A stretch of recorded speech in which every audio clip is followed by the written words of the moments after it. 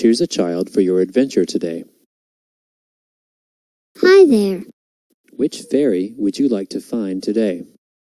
Come on.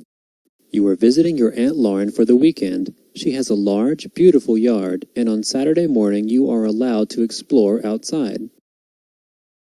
The fountain splashes so invitingly that you decide to visit it first. As you admire the sparkling water, you wish that you had brought a penny to toss in. Then a movement catches your eye. You are surprised to see a teeny fairy fluttering at the edge of the water. "Oh dear," she exclaims. "A naughty elf has thrown my magic wand into this fountain. The water is too deep for me to reach it, and if my wings get wet, I won't be able to fly. Can you help me?" "I would be happy to help you," you say. You reach into the water and feel around until your fingers close on a tiny, beautiful wand. Choose a wand to find in the fountain. "Wonderful, thank you," the fairy says happily. "I was just going home to have a picnic. Would you like to join me?" You nod eagerly, but then the fairy frowns. "You are very big," she says. "Do you mind if I use my magic to shrink you to my size? Then I can take you to my house." Of course you agree. With a wave of the magic wand, you find yourself shrinking and shrinking. Then poof, you arrive at the fairy house. "Let's choose some food for our picnic," the fairy says. "Which fruit would you like?" "Which drink would you like?" "Let's also have a dessert. Pick one for us to share." You and the fairy enjoy your picnic in a field of flowers near her house. When you have finished, the fairy says, "Now let's play. I will use my key to open my toy closet in that tree." The fairy pulls out a golden key and leads you to a nearby tree.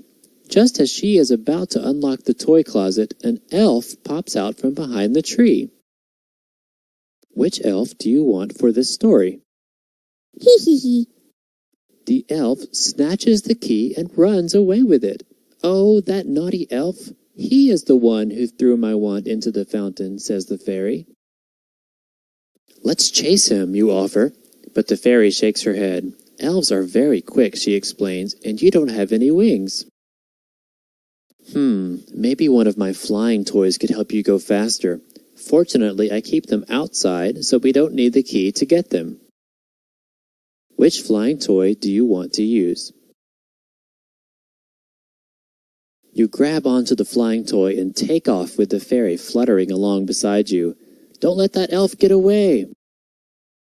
The elf runs past the fairy's house, and you take off after him, flying through the air.